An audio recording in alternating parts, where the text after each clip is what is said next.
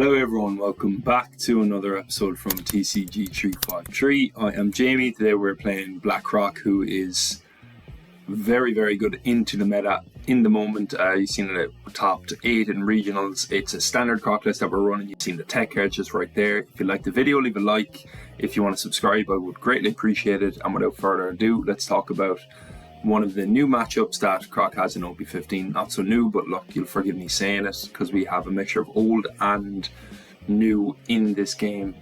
So let's talk about this Lucy matchup here now. Lucky enough to get 2 searches off the start, and we consider for a second whether we should take the search event to just further search. We don't bother. We attach it on to our leader instead and mill one of the cards just to get our trash up. I do think it's valuable to get the trash up early with Croc because it's running the 7-cost Shadow Luffy, so it's nice to have, when you play out the Shadow Luffy, to have the 20 cards in trash automatically rather than having to build that up when it is on the board. We'll swing 6 here and we take a bit of a risk and consider it for a second on what we have in trash. No, we choose not to take that risk. So it was an option there for us to use to leave the Bankley on the board, but we would have been asking it to get very pistoled, and to have that in trash is actually more useful than to have it on the bottom of the deck, of course, especially given that we have a 7-cost Robin in hand. We play out, which might be strange to some of you, we play out the 4-cost from life, or from the trash with the Bankley. The reason we did that is because we don't have an 8-cost in hand. We're swinging 5 now. We are hoping to play out this Miss All Sunday here now, and we will search rather than using the event or the 1-cost minus 3k power. We're lucky enough to get a Croc off in the search. I'd say our trash is actually quite strong at the moment as well, so the 7-cost Shadow Luffy is actually very scary in our hand. For our opponent at least. We don't crack the Bankley there. They've already used 1 Barry pistol, so we don't imagine they have another. That being said, they just use a 2-cost small fire fist and a Barry pistol to get rid of our Miss All Sunday, which is fine actually for us, because keeping that Bankley on the board is quite useful. They could have attached 2 and sort of did things in a different way, which may have put more pressure onto us, but regardless, we are actually in a fine spot at the moment. Rather than using the Croc, I think it would be best for us to use the Shadow Luffy here. The reason is we have nothing to freeze with Croc, and if we have the Shadow Luffy, on the board, I believe we draw with the Croc ability, because Croc can draw if there's an 8 or 9 cost or more on the board, but maybe it's just on the opposing board, so correct me if I'm wrong there. We're not 7k yet, as I said earlier, but we are on 19 cards in trash if I remember this video correctly, and I think I do. So look, they're trying to KO our Bankley here. If we just give that to them, then we can spawn out another card and it won't be too bad. That being said, I just think it's a valuable card to have on board, so we are going to keep it. That is the idea here. I think keeping it is quite good. They've used 2 Barry pistols already, so the chance of them having another one is quite slim. So we're going to keep it up. Swing 5 with the Bankley. Another reason we're keeping it up is it makes for easy resting of an opponent's blocker, because we can just crack it and pull out the Daz Bones, and the Daz Bones then can rest Sabo. So we can be quite aggressive. Even here, for example, we could actually go like 10 and 14 if we chose to, but I think just going the long route here and just peppering down our opponent is the better idea. We swing 5. It's not so much to keep Don up for events, rather it is to hope that they will use the Sabo, turn it sideways, and we can get KO, or we can rest the Sabo if it turns sideways, which would be a huge benefit for us. Selecting cards in hand to trash, we'll trash the Mr. 2 because we want it in trash. We probably have one in there anyway, but we said we'll do it. We have 2 done up and we have 2 4k counters, so we're kind of fine. They're off their bottom deck in Shadow Luffy, I believe, which is unfortunate enough. They choose now to swing into the Bankley, and we will give them more counter for that because we want the ability to be able to rest that Sabo quite easily, as I mentioned last turn. So they give us counter for that. We swing another 5.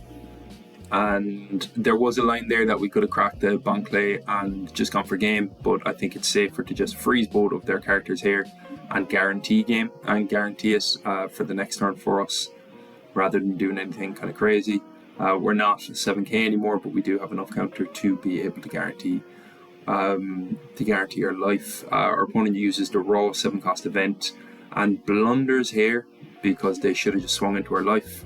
Regardless, it didn't matter too much because we were in a dominant position, but we are able to spawn back the Croc from life. So here we'll see what happens. We'll just get a search off and see if there's anything promising that we can get from that.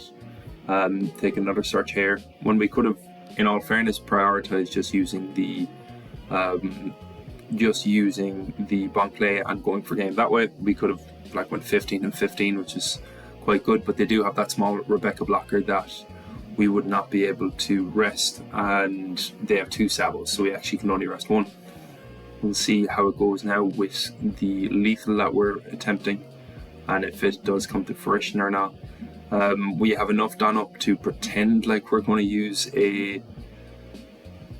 Okay, see, that there is a bit of a shame. They're able to Barry Pistol out our Bankley, so we don't have that line anymore, which is unfortunate. Opponent blocks and gives us 2k. We're pretending to have a Bankley in hand, or rather we're pretending to have a cost in hand, so they're a bit afraid of that. And here we will just rest their last blocker with a Bankley we do have in hand and swing 14. I still do believe that was a bit of a risk here.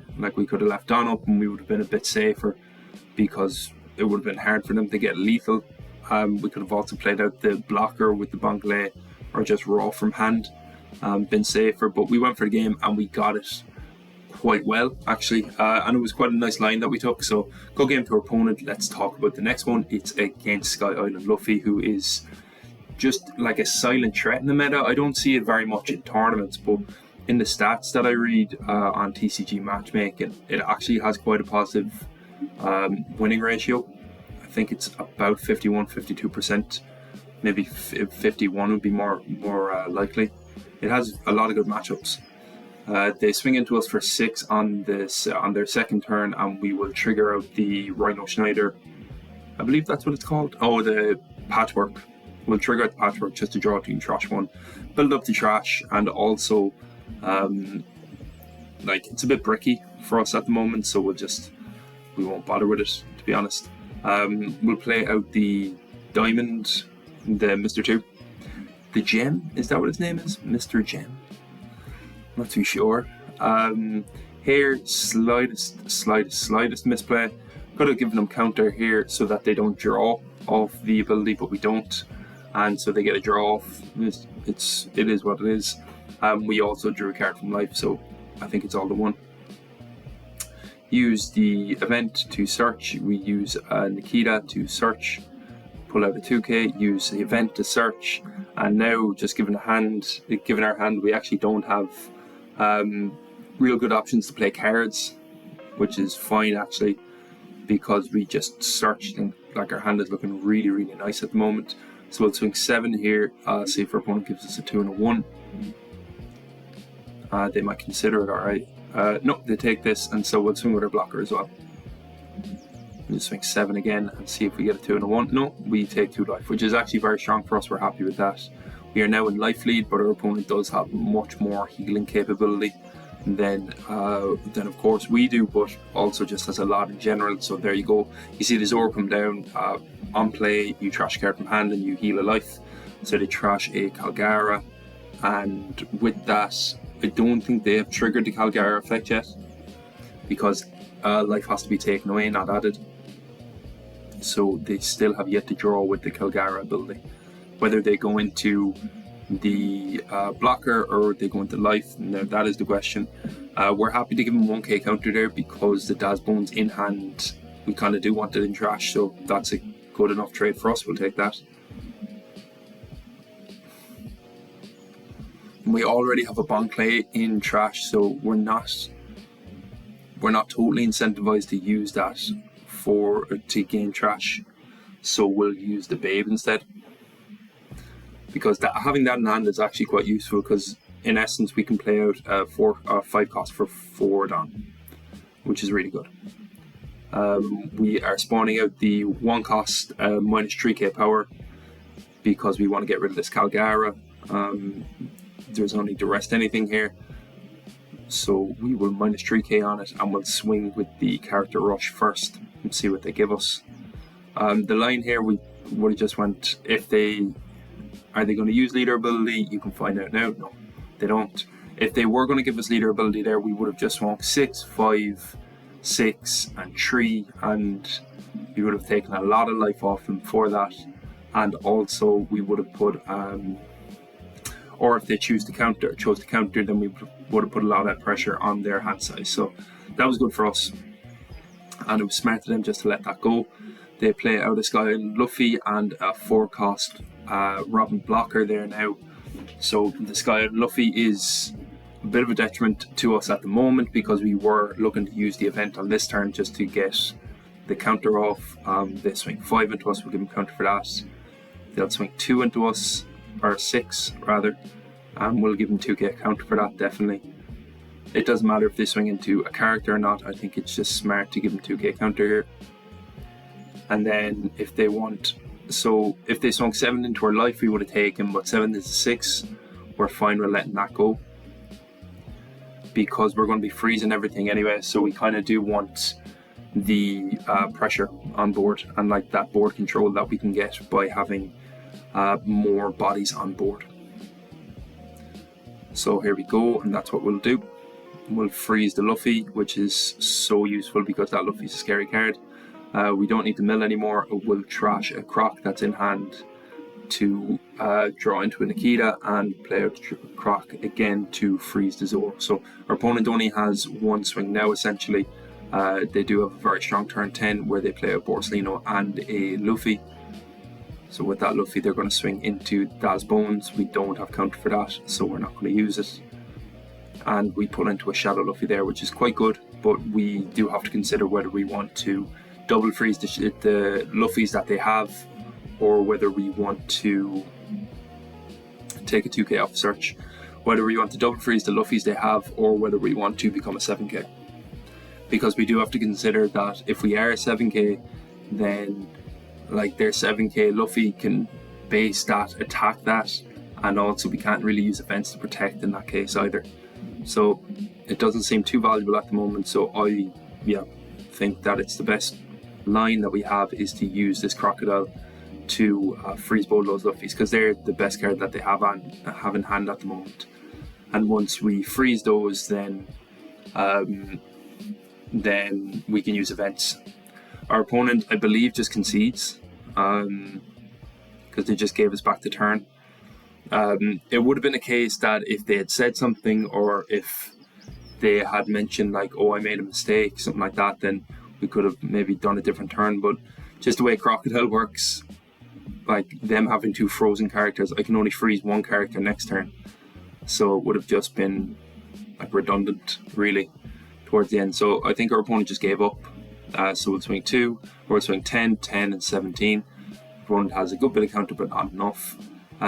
So like in their hand they had a bunch, they had events, and they had the Robin, so they could have used the Robin into the Luffy if they wanted to, and just kept on up for counter and just been aggressive with the Luffy, but it would have been the same result anyway. So I do believe that they just conceded by passing us the turn. So good game to our opponent. Let's talk about the next game now. It's up against Green Purple Luffy, who you don't really see that much anymore, but I do believe that with some of these cool green cards that are coming in with the new Impel Down Luffy, that there will be more lines or more interest in this deck. It is also, from what I see of YouTube, like a very high skill deck, so maybe some of the maybe some players just don't appreciate that. I know I don't. I like playing an easy deck. I don't think Croc is exactly easy, but you know, once you get used to it, it is something you can get to hang up quite easily. Now, 4 down for us, unfortunately, we don't have a bonk play, so we won't take it when we search it out because we can't play it on curve, and there's not real point for us to use it at the moment. our opponent does actually in fact have a 1-cost stage up, so we're able to get rid of that. Doesn't make too much of a difference in all fairness, because we minus 10 cost on everything, so no matter what cost they are, we'll probably be able to freeze it eventually. So it's just fun to be able to do that. We drew with that also, and we drew into a 2k counter, which is going to be useful in our next turn if we want to use the Mr. 2 ability, which we most likely will. So we'll give him a 2k counter for that, because we don't want to use the Mr. 2 at the moment. Now it seems like we have enough events in our hand. It's good to know. We'll mill 2, and we just trash 2 of the events, and drew 2 and trash 1 as well. So we actually filtered a lot of our hand there. We filtered out 3 cards, and we drew 4 cards, which is pretty handy now. Like, our hand is looking much better, in my opinion anyway. We have our top end sorted, and we have some of our defensive pieces for later on in the game as well. Our opponent is also seeing their curve. They were able to get a Sanjian Pudding and a Zorojo out, and that Zorojo searched another Sanjian Pudding. So looks like our opponent is able to set up with what they like. We are going to be aggressive into that Sanjian Pudding from early on, and that means swinging 6 into it, using the 1-cost character to minus it by 3k power. So we'll swing 6 into it, we'll swing 6 into it again. First swing they gave us 2 and a 1, second swing they gave us 2 and a 1. We'll swing 6 with our blocker, and they actually give that away at the end. It's possible that they had a 3k event in hand over a Gum Gum Giant, and they just didn't want to use it, so they gave us that. I mean, they gave us 4 cards, so it was definitely worth it from our perspective there to swing into that. So now they played the Sanjian Pudding, they'll use their leader ability again, and they are now on 7 down. They're going to swing 8 into the Daz Bones. They can have that, that's no problem. And they will swing 8 into our gem, and they can have that, that is no problem. Rather than using our freeze event here, we're just going to go for the exact same line as we did last time, and just constantly take out their Sanjian Puddings as we can. So their Sanjian Pudding is on 4k counter. We're going to swing 7 just in case they have a 3k counter and they're able to get out of that easily. We want them to use a Gum Gum Giant, so they go lower and down, so it's more difficult for them to be aggressive next turn. And we'll swing 9 into that 6, see what they give us there. Most likely they'll counter out of this because they'll want to have board pressure for next turn. And yes, they do, they use the Gum Gum Giant, which is fine with us because that means they minus 3 down in total last turn, and they trashed out one of the 1-cost events as well. We swung 6 into their life then at the end while their life hand size was low, which is a benefit to us. So our opponent now uses the 2-cost Nami to search, doesn't search out a Sanjian Pudding, but gets a Monkey D. Luffy OP13, which I'd imagine is the Fishman, double attack Luffy. And our opponent considers what to do here. They'll swing 6 into our 6, and we're going to let that one go, because we have 2 AK counters, 2 AK attackers, and 3 life in hand, and we're able to freeze. We're actually in quite a good spot, so we might as well keep our hand size as it is because we're not in terrible danger. Now this we will counter out of because we want to keep these Robins because they can be very dangerous to our opponent next turn. And our opponent leaves a bunch of down up to survive the next turn. So 6k into their life, see what they give us. If it's a 2k, it's a good sign, but it's just a 1, and we're happy to see that they've got rid of that Brook. Swing 8, they give us a 3k counter event. Swing 8, they give us a 3k counter event. And we'll use the Shadow Luffy rather than using the Croc, because the Croc, there's not much point, because we'd only be freezing 1 character. They do finally find their Sanjian Pudding, and they're able to draw off that ability there now. So they've refilled that hand, and they can now get back to using leader ability by only reducing 1 Don, which is good for them. So they now have 5 Don standing and have the ability of swinging big enough into us, but you have to remember we're a 7k leader as well, so it doesn't affect us all that much. They did Luna both of our Robins, which is a good turn for them, but we have Crocs in hand and they have 2 bodies left standing, so we're quite happy to be able to counter out of, or to be able to freeze their board and leave Don up for our events. So you're going to see that exact thing happen. We don't mill, we don't need to, and we'll trash that patchwork because we don't want it anymore. We'll swing 6 into their 6. We'll see what we get off them. They use a Mamaragan and draw a card from that. Our opponent is on, it looks like 6 Dawn. Yep. Opponent's on 6 Dawn, so maybe they'll use that Rush Luffy. They could also use that OP13 Luffy that they did find. But no, they choose to search instead, and they search. Maybe they're looking for Gum Gum Giants here. They get a 2k counter, so maybe that their hand's bricked, and they end up giving us the game. So, good game to our opponent. I do think like they were in a hard spot because nothing they had on the board could swing, so the Brook wasn't even of value to them, which is tough. So good game to them. We were just able to remove their Sanjian Puddings and stop their game plan early on and consistently. Let's talk about this game against the big bad, Purple Enel.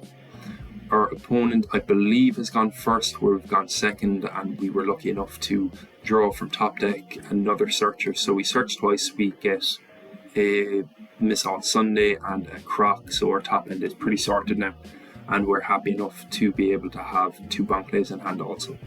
Our opponent swings 5 and swings 5. I'd imagine they have an Ohm, something like that. Yep. So an Ohm comes out now, and they just use one of the events to cycle. And yeah, we're going to swing into that Satori quite easily and just check what we have in life first before we commit to the bank play. And we do have a blocker, so we're going to take that out, trash a Shadow Luffy because we already have one, and swing 5 into their life, which they take. And our opponent is of course going to swing with the Ohm, but it depends on what spells they have in hand and what they're able to do with those. They use an Eltor to add 1,000 power to the Ohm and also get rid of our 2k, which is good for them. Definitely the plus 1,000 power is more relevant here.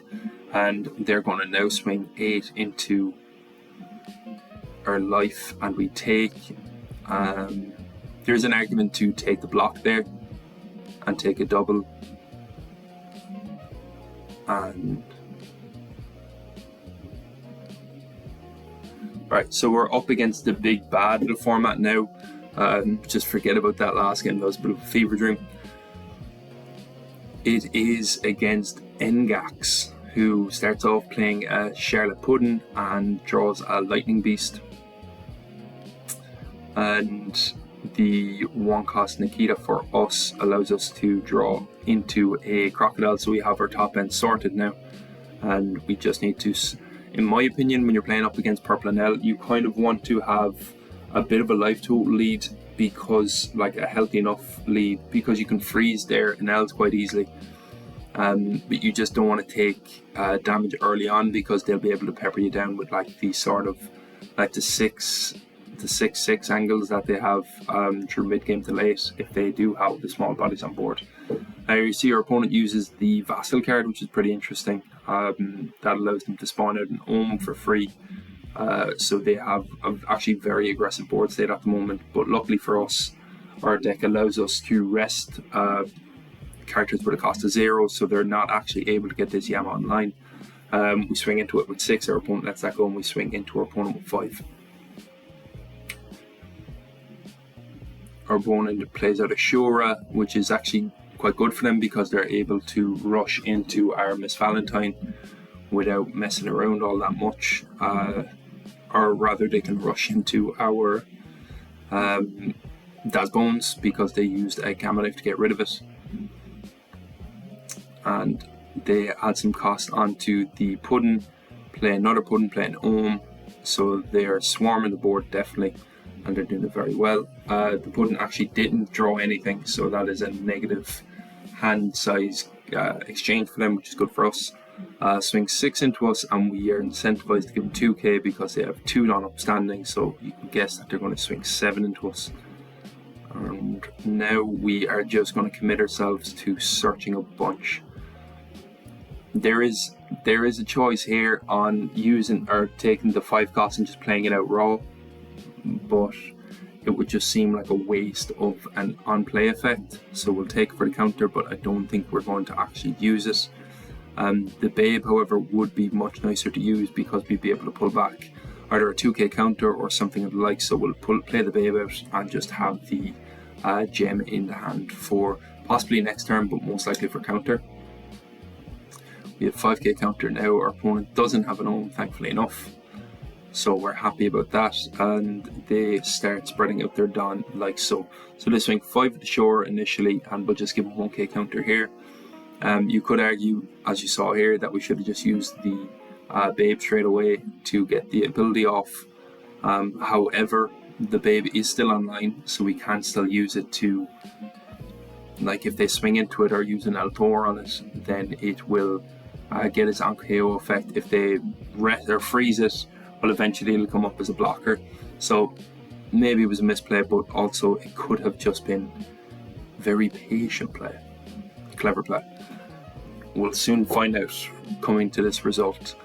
We've been very lucky so far. Our opponent hasn't actually seen a 6-cost Enel, but now, given like the state of play as is, we're coming into a Croc territory, so it doesn't matter to us too much that they haven't seen it.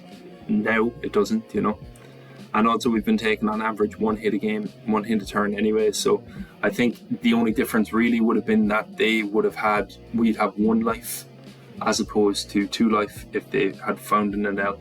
If they had found 2 Enel, well, maybe it's a different situation, but we don't have to worry about that. That didn't happen. We freeze an Ohm and we freeze the Sanji, and we pass turn. Still have 2 Crocs in hand, so if they do want to play that 6-cost Enel, we have very much an ability to freeze it. 2 life and 4k counter. We're expecting to drop 1 life this turn, but no more.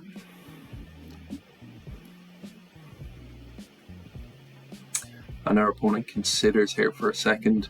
So, like, there's a few lines for them, I guess. They could probably freeze the Croc, but we'd still be able to get the Croc ability off. They could just spread their Dawn like any normal Enel player does and just go sort of big in that sense. Like, they do still have options to maybe pepper them with a few 5s. But here you see a Divine Departure come out and a Mamaragan and a Lightning Beast as well. So, and 2 of them. So our opponent has minus us down to 10k, which was a definite error. I don't understand that fully, but maybe they didn't have the freeze event in hand, because if they did, it would have been smarter for them to freeze that. However, with the Lightning Beast, they're able to go 6 and 7, so it's actually fine. No, they don't actually, it's just 6 and 6, but we'll take that second one anyway, regardless. And you can see now we have got that Shadow Luffy, and it's the smartest idea for us is to play out the Shadow Luffy, because we become 7k and we could freeze the Sanji, and so next turn they'd find it very hard to punch through. Unfortunately, we didn't get the chance to do that because our opponent concedes, but I do believe the game was ours. Maybe if they wanted to use a blocker in that turn, it would have made it slightly more difficult, but that would have just meant we would have used the Crocodile instead of the Luffy. So good game to our opponent. I do believe we played that well, and our opponent didn't find our pieces, so it was an easier game for us. Let's talk about this final game up against Blue Purple Luffy, who used to be the menace of the meta, not so much anymore. Is more just a kind of niche rogue pick, but still a fun deck to play against because it ramps so heavily. Our opponent swings 6 into us. We've searched twice, so our hand is looking pretty nice. We have our top end sorted, we have more searchers, and we also have a bond play. And I think bond play is probably the most important card to have in hand when you're mulligan, when you're doing your mulligan, or to have searchers so you can find the bond play, because so much of the mid game pressure that you can get with this deck comes from bond play. 100% later on in the games you can search through your deck and you can find your crocodiles. Like, you have options like Babe, you have the searchers, you can just naturally draw from life, stuff like that. So looking for bond play in the mulligan at the start is always advised, and that's what I would say to you guys if you're watching this for advice, or if you're looking for tips on playing this deck. Now our opponent has gotten rid of our bond play, I believe so, yeah. Or rather, we took a block. I actually just sort of missed that. I'm sorry, I was too busy yapping. We're able to rest the the Bankyori and swung into it. We swung into it with our swinger, or with our searcher, rather than with the Daz Bones, because we just don't want the Daz Bones to get swung into. Now our opponent used Goldie Roger there, but maybe they didn't read the card fully, because they have to be 10 on to get the plus 2000 power. So they had a little bit of a blunder, but what happens really is that they just have a 10k body on board now for the rest of it.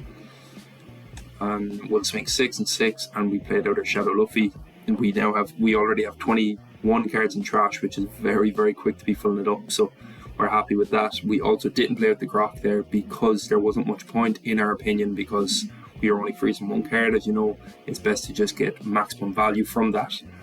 We could have played the Miss All Sunday as well, but the opportunity to have a 7k leader this early, it was really valuable, especially the fact that Shadow Luffy is 9k as well.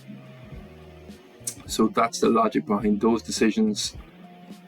Let's see what our opponent does now. They use a 9 cost Sanji into an 8 cost Rush Luffy, which is actually really cool, very interesting.